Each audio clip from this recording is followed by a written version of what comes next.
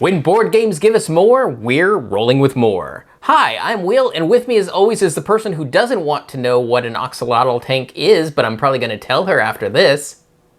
Sarah? And today we're doing our review of Dune Imperium Immortality expansion. Sarah, tell us a bit about this game. All right, Immortality adds the Bene Tleilax faction to the game. This brings in new components and mechanisms that represent the genetic manipulation and scientific research they are known for. All right, so let's go specifically over what this introduces and how it changes the game. The main thing, of course, being the Bene Tleilax board, which has the faction track and the research track. Yeah, the research track's pretty interesting in the fact that you actually have choices as you go through the hexes to move from left to right. Yes. So anytime you gain a research icon, you will move to the right. Every hex shows you where you can move to. You cannot move down. You cannot move back to the left. Yeah. So most of the time when you're moving right, you most of the time have two choices unless you're at the top or bottom of this track. And once you move on to space, you gain its benefit, and that's that. Yeah, the research icon is a microscope. Right. All right, so then there's the research station overlay, which changes from the original 3 cards drawn to 2 cards, and now you can research. So this directly interacts and gives you a board space that allows you to research. Yes. Also, there are Tleilaxu cards. That's the adjective version of I the know. I can't say it either. Tleilax. Yes. Now, this is a very separate deck because you buy them with specimens, which are, I guess we should comment on what specimens are. You get them from your pool. Yes, so you have cubes that are normally your little soldier troops. Yeah. In certain situations, there's going to be a card you start with. You can actually get a research specimen. You'll take one from your supply and add it to the Bene Tleilax board where there is a space for your specimens. That's where you can spin them out of. Right. So your troops cubes now have 2 uses. So that's also something you have to consider and balance, because if you have a lot of troops on the board and you want a lot of research, well, you can't do both aggressively. You have to balance that. Yeah, though I think if you have specimens, you can call them back to your supply. Yes. If you want to, at any point you can take one back. Yes. So the cards are bought with specimens, and then the cards, go into your hand just like the Imperium cards. They have the same back to it. Yeah. And they focus on the Tleilax faction, so like moving up the actual track, also researching, and a new mechanism called grafting, which we'll talk about in a moment. Now, the faction symbol is a scarab, so anytime you see that, that's when you move up on the faction board. It's not like any other faction where you have a spot to move to and choose an action. It's a benefit just from cards. Yes. Now, before we move on to grafting, there is a reserve card that's always in the Tleilax row. And so basically it's an effect. You'd pay, I think it was 3 specimens. 3 specimens, and you can choose one of 2 effects, which I am blanking on at the moment. I think one of them, no, I'm not going to guess. I'll probably put it up on the screen.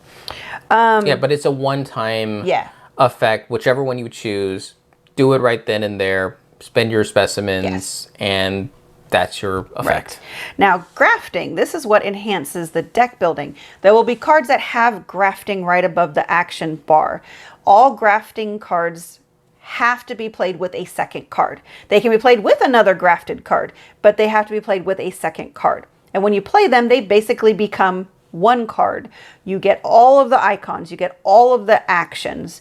You can choose in what order to do the actions once you've placed your agent out on whichever spot you're going to. Now, grafting does not apply to revealing. If you reveal a grafted card, it still does its thing separate. Well, technically, any revealed cards are kind of like all cards that are grafted together. That's true. So that's pretty much why, because you're going to reveal all the cards anyways. Yeah, it's a non-issue when it comes to what they provide when revealed. Yep. So otherwise, the expansion will add more Imperium cards, more Intrigue cards, and solo Hegel cards. Only Solo Nanaman? Yep, solo. He's not here. Nope. Lastly, or not just lastly, but there's a family atomics token. So this introduces a new, relatively minor effect. Everybody gets one token. And once per game, they can discard this token from the game to discard all the cards in the Imperium row, not the Talaxu row, but the Imperium row, and refill it. This is a good idea, but each player can only do it once. Yeah, once per game. And then lastly, we mentioned there are 2 new starting cards. They're called Experimentation. They give you that research. You're going to take out the Dune Desert Planet cards instead. They're very much similar in terms of they go to the yellow triangle spots. Yes. Yeah. Mostly desert. Yeah, they go to the desert spots, but it has the additional benefit of researching. Yeah. All right, so that's everything new that it introduces. Let's talk about how this modifies the 2-player experience. So you got a lot more options when it comes to what you can do, what you can plot, what you can scheme. Yes. Just by having that extra research track, even if you don't use the spot on the board, the cards that got replaced in your hand give you access to specimens and to research. Right. In a very slow way, but you're always going to be able to interact with it. Means you also have always access to the Tlaxu cards. Yes. Which means that you have more options to buy, and since they're not using the same, was it persuasion is the diamond? I think so. Yeah, the Yes. persuasion currency, it's using specimen currency. It means that you're not competing for it, and then you're like, oh, now I have to choose which one I have to do. No, you actually can choose to do both. Right, so you definitely feel like you're doing more in the game, which is just fantastic because there's been some, or at least for me, some frustration with House Hegel. I know this game is balanced for a 3-player game and up, which is why in a 2-player game it uses an AI bot. I have found in the past that the AI bot really gets in my way because there's a limited amount of spaces that you can go. This really opens it up, especially the fact that they did not add any House Hegel cards for a 2-player game. So Hegel will not mess with the Tlaxu board. I mean, they never interacted with the cards. And so it just feels like you can do more and not be bothered. If Hegel goes to a spot, you're like, fine, whatever, I've got somewhere else to go. Yeah. And I think the thing that bothered you was the fact that they don't have resources, so you can't gauge where they might go. Yeah, I might still really underestimate or not figure out what a player wants to do, but being able to see their resources, I at least can determine what they can and cannot do in terms of if there's a space that's expensive, that costs a lot of something. Yeah, since any space we go to, we have to be able to afford to play it. Exactly. Yeah. Of course, how I explained it to Sarah, it's like, well, they aren't actually doing anything. They're just a very annoying person there that you're trying to avoid. I guess so. We are a little concerned at the 2-player experience with the Imperium deck getting bigger, especially if you are adding in the Rise of Ix cards. So something like 30 cards that get added? I believe so. And so it's a giant deck if you've got both expansions and the base game. So everything gets really diluted. Now for our tests for this, so we could review it, we shuffled the new Immortality cards into the top half of the deck, so it was more likely we would see them. But as we play normally and everything just gets shuffled in, there's a lot less likely, like if you really like grafting, it may not show up in one of your games, or it may show up very, very little.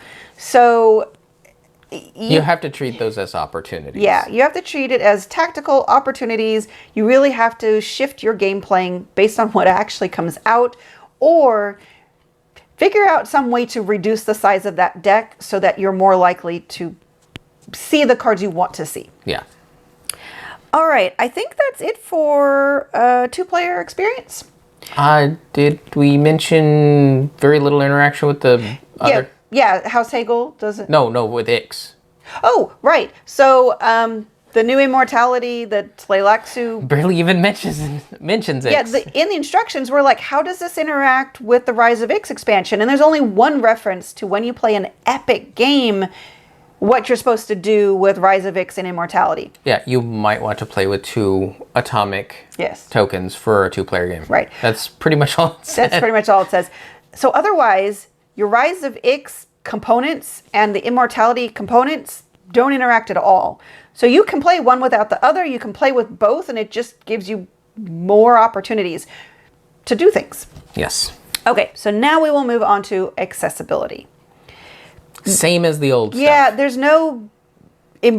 well, the old issues are still the same issues in terms of colorblind accessibility with the color palette and the red on black for the swords. The swords on for the intrigue. melee Yeah, on the intrigue cards, right? It's all the reveal. Oh, the reveal as well. Yeah. So those are still going to be the same. The good news is the new icons definitely pop. The specimen is a bright green cube. Scarab is the gold Color scarab. beetle thing. And then The microscope. microscope is like a gray. So it all pops a lot better than other icons. And the board is purple. Right. So it's still darker, but it adds a new color to the whole scheme of Dune. So it's not all so drab. So there's some improvements there. All right. So let's talk a little about how our opinion of the game changed by adding this to the game. All right, so when we started out, our base scores were 2 for Sarah, 4 for me, and that was just the vanilla base game. When it came to adding Rise of Ix, Sarah pipped up to a 3. I stayed at a 4, but a much more solid and high level 4. So, Sarah, with Dune Imperium Immortality expansion, how did it change your rating? I think it finally got me up to a 4. Oh yeah, she beat the pants off of me. I finally feel like it really opened up the 2-player experience. Again, I am not a fan of bots. I am not a fan of bots that can just randomly interfere with what I'm trying to do. Hello. Yeah. I am House Hago. I'm here for you to buy me lunch. And that really bothers me. So now with both, and I'm talking my 4 applies to playing with both expansions. It finally is enough different things that if House Hagel does actually take a spot I want, I have enough other options to do things that it's not a big deal. I really like the research track. I didn't use it completely. I was just trying to get over to the right side, so I mostly moved across the top, which is the speed way to get across. But I would just really like the opportunities that it presents. Oh yeah, there's one thing we didn't talk about, the research. Below the 4th and 8th column of the research track, there are at least these DNA sort of helix strands. Yes. Your cards will get better if they show those helix strands, but you have to get to that point of the research track to unlock that additional bonus to your cards. Exactly. So there's definitely some really cool benefits that you can get from moving on the research track. I really like that. I'm trying to remember. Oh, grafting. That's really what did it for me. That's really what boosted, because I love deck building. You played your entire deck. There was a point where I actually drew my whole deck, and then, because of course it was all in my hand, I played everything. And I also felt like I didn't really need to go get my 3rd agent. I felt really solid. Oh, your sword master. Yeah, the sword master. Yeah. I felt really solid with what I could do with 2 agents with the grafting and just getting more play out of my cards. So all of that wrapped together really bumps up the game. The complexity of the game is still what keeps it from being any higher. There's still going to be points where I'm not going to be up for this game, that it's just going to be a bit too much for me. Yeah. Yep. All right, for me, so the base game was a low 4. With Rise of Ix, it was a high 4. Now, you can take this Immortality expansion, add it just to the base game, not have Rise of Ix. That's true. It would be in the same position as with Rise of Ix, the high 4. But throw in Rise of Ix and Immortality, and that pumps up to a 5 for me. Yep. Because it just adds everything I need, where one of the big elements behind Dune is this phrase, wheels within wheels. In other words, everybody has a scheme and they're all kind of working their own ways, but you sometimes have to step back, see the larger picture, and then play that game too. This finally feels like I have the room and space to experience all those notes that are present in the Dune mythos. So 5 with both expansions. Agreed. Now, the downside with that is I'm not sure how many people we're going to teach the game to. Yeah. If you're going to teach the game, unfortunately, I can't say you can teach them the best version of the game. Right. You're going to have to work your way up.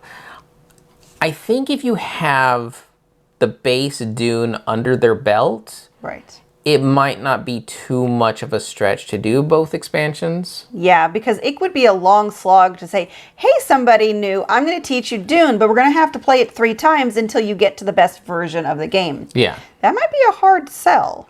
Yeah, I think Dune base game gets all the basic concepts under their belt. Right. Then you can pull out the expansions, have them actually Right. play the better version.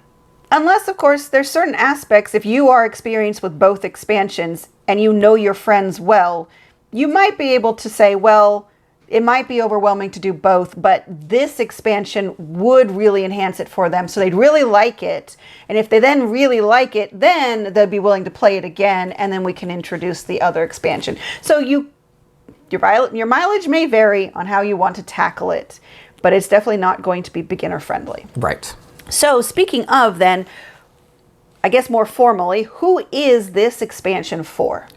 The Dune Imperium fans. Yeah, that's true. I guess. You already know who you are. This is a solid buy for you. Mm-hmm. It's just going to add more, feel like a better game. And if you really like deck building and you felt like the game didn't have enough deck building, this is definitely going to give that to you. Mm-hmm. And I think if you didn't get Rise of Ix or haven't gotten it yet for any reason, you could skip Rise of Ix, at least for now, and go for this expansion. And I think you'd really enjoy it. Yeah. Okay, that's everything. So 9 out of 12 for us. Definitely recommend. And Sarah, do you know what an axolotl tank is? I kind of guess that it's something you put somebody in. I don't know anything about Dune. For those who don't know, I don't know anything about Dune other than It is related to the Bene Tleilax. Yeah. And I will tell you after this. Oh. Because I don't want to freak anybody out. Well, those Dune people will know what it is, and those who aren't Dune people, you can ask somebody who knows Dune if you really want to. Yes. So hopefully that helps you, because we've been rolling with more.